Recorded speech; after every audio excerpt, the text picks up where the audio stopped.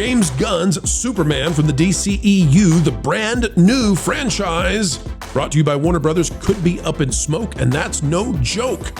Sabotaged from the people within. Folks, we're going to tell you today why it could be far from a win at the box office, and it's all because of crazy, loony, lost your mind levels of politics from a DC writer convinced he's riding in on a valiant steed, taking Superman to places we promise you he never should be. Has DC gone TDS? We'll tell you, and it's coming up next.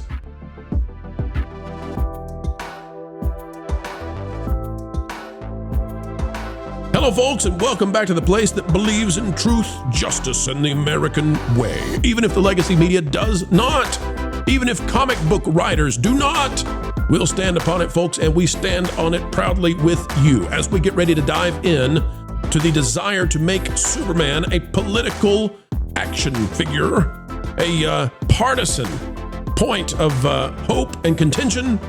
Click the like button, and thanks for giving us a listen. Let's dive into the conversation right now. Take a look at this, folks. It's out of Bounding into Comics. Friend of this channel and friend to That Park Place. And by golly, we love old Spencer McCooley. Been too long since we've been able to host an article from Spence, but Spence is filled with wins over at Bounding into Comics. And if you're not bookmarked to that website, well, you should be.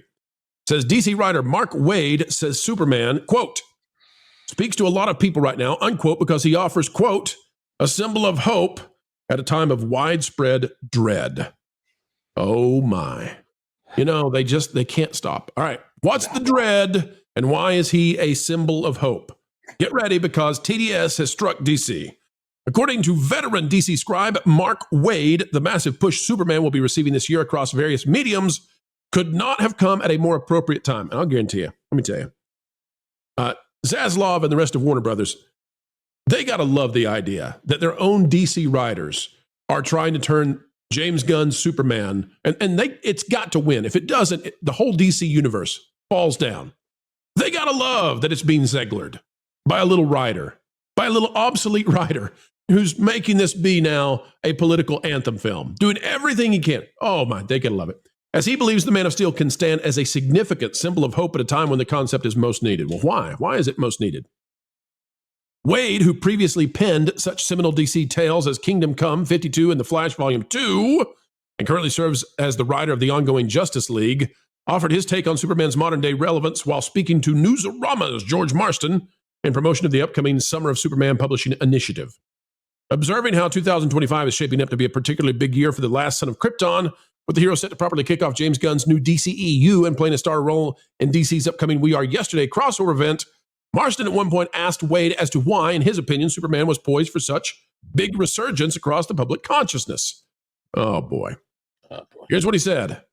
I think with all the turmoil going on, I think that there is a sense of dread that is an undercurrent to every moment of our lives. Now, just folks, listen to it. Don't excuse it. Just take it in and realize what a life this must be. I think, this is according to the writer for Superman, I think there is a sense of dread that is an undercurrent to every moment of our lives, even whether we realize it or not. And Superman is always the symbol of hope. Boys and girls, I don't want to get spiritual religious too much on you, but let me tell you, I'm not looking to Superman as my symbol of hope, and I'm not living my life with an undercurrent of dread in every moment of it.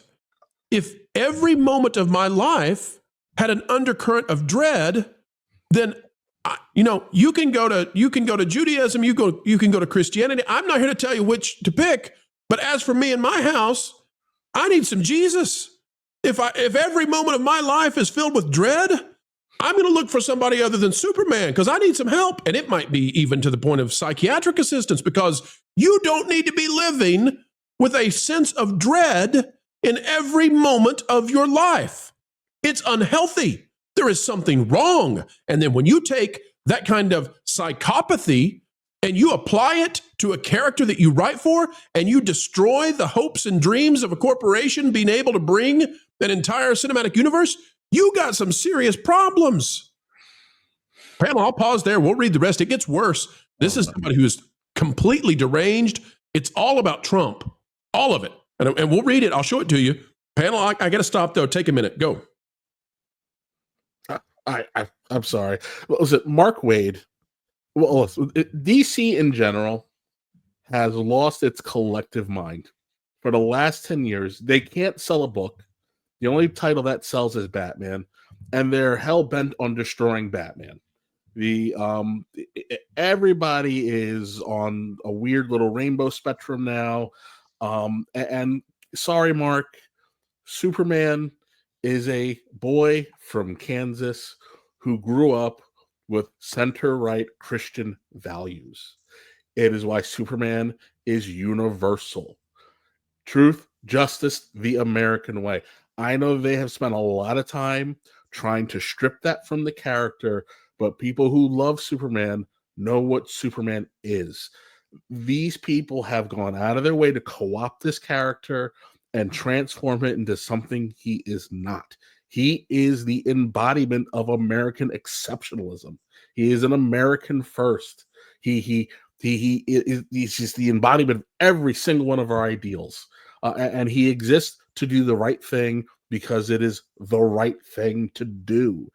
All this other crap, it's just what it is. It is a bunch of deranged, psychotic, blue hair weirdos throwing fire because they exist in a self-facilitated dystopian universe where, because they weren't allowed to be a socialist today, everybody has to be as miserable as they are. Here it is, folks. Here's what Mark Wade said.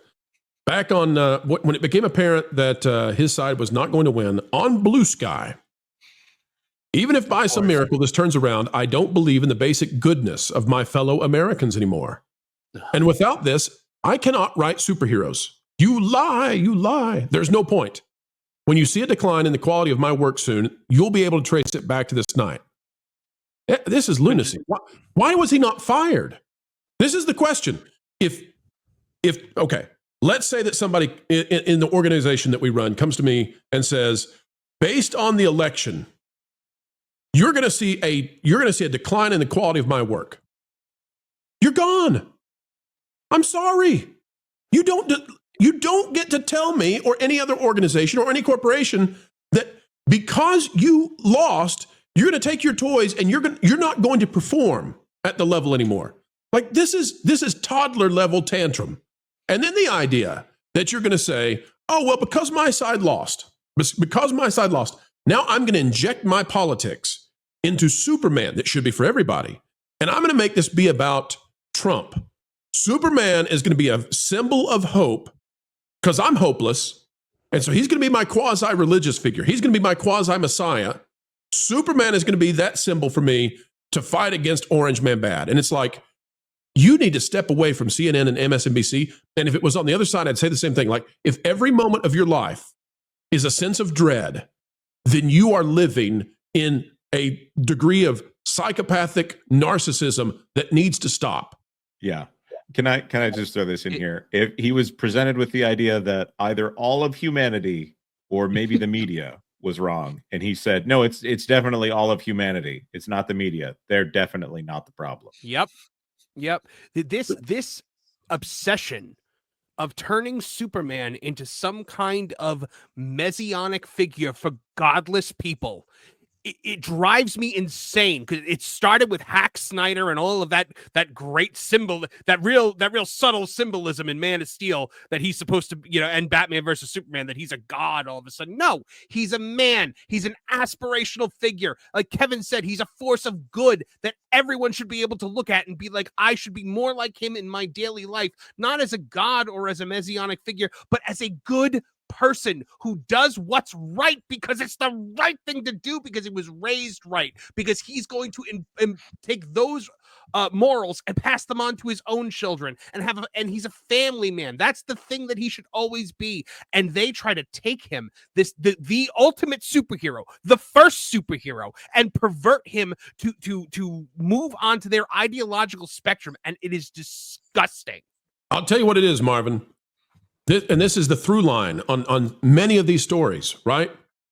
The legacy media tried to tank the stock market. It didn't work. They're furious because it means they don't have power. The legacy media tries to get Disney to be involved in politics, and that's working to some degree, but they're furious because Disney won't go farther.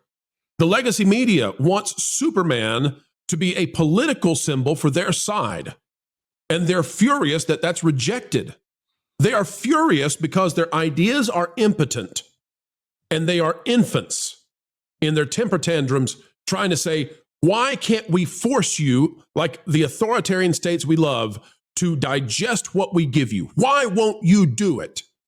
They're furious about it. This is so ridiculous.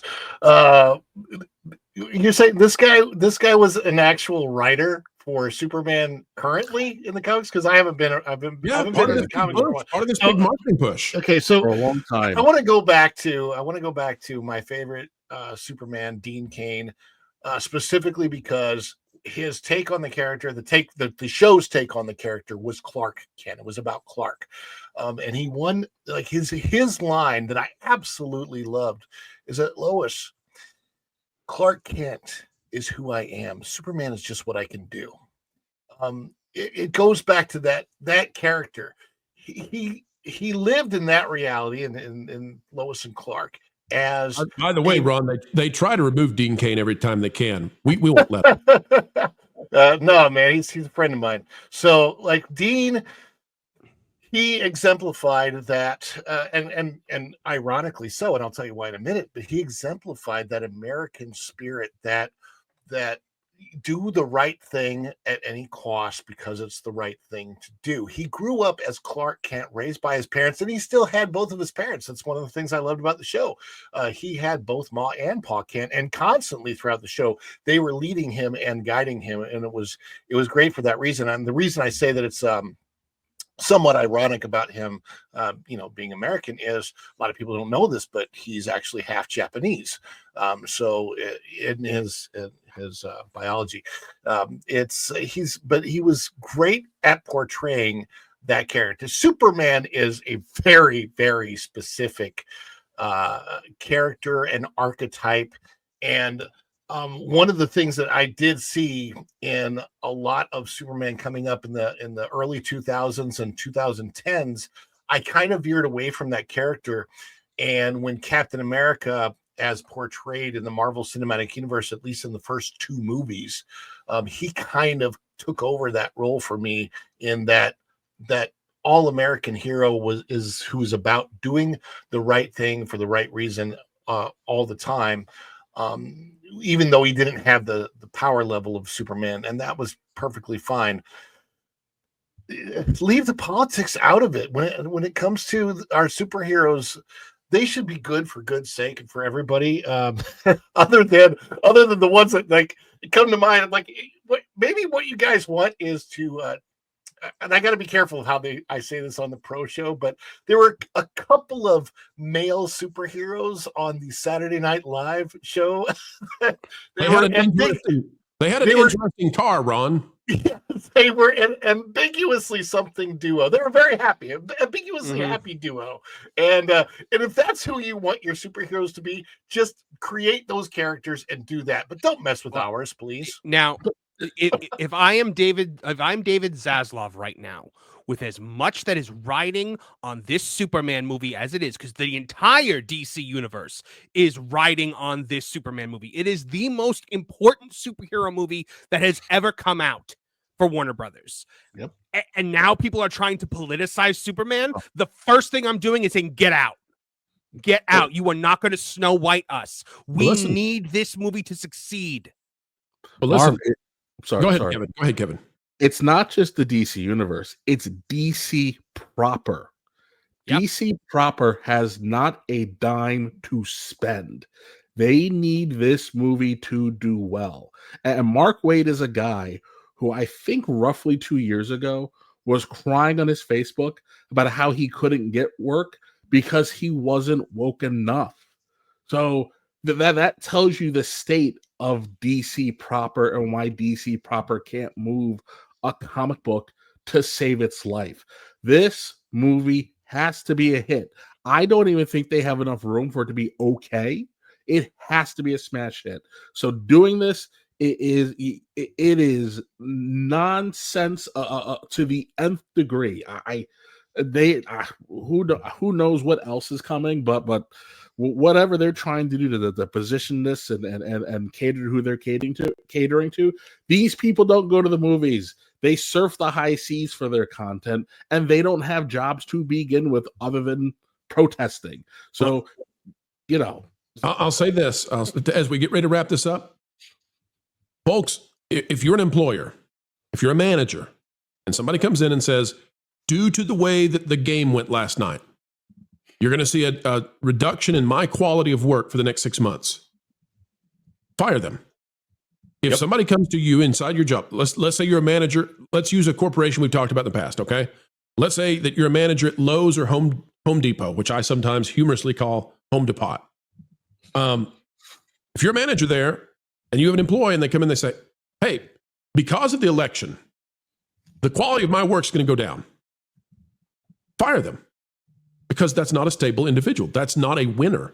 They're not going to win for you. That is a person who is consumed. They don't have the ability to keep the arenas of their life in the appropriate arenas. They can't silo. They can't compartmentalize. They are living in a full-blown fantasy. They are a warrior inside an RPG that doesn't exist. Let them go. Because if you don't, they will tank the next big thing. And that's what this person is doing, potentially, to the Superman movie. Pulling Hollyweird to the sensible center, the mainstream middle where money is made is not easy, but folks, you make it easy to make videos each and every day because sharing time with you is a great honor, and we never take it lightly. An attitude of gratitude every single time we have the chance to shine with you. Until the next time, we only ask that you click that like button, share, subscribe, click it, stick it to the algorithms. It is the notification bell. Drop a comment down below. Let us know your thoughts. And folks, don't worry about paying any kind of tuition for this free class and how entertainment works. You are on scholarship. Highest IQ on the internet. That's you for sure. Until the next time we have the opportunity to spend time together, folks, we just ask that you keep learning, keep growing, and as ever, keep having fun. Jump into the water! Why listen to music made by people and companies who really don't like you? Check out Vacation Radio today and prepare for all new content made by the people behind the WDW Pro Channel. It's the place you need for all the music. That should be fun. So I give them cannonball. Yeah! Hundreds of songs, every genre you can imagine. Listen live on YouTube and enjoy a set list that's always sunny. It's Vacation Radio. Arizona.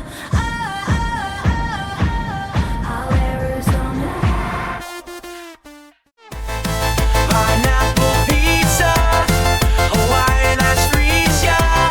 Can't wait to be up 3 days of you and me. What are you waiting for? Every WDW Pro video has a link to Vacation Radio in the video description. Try it out and subscribe today.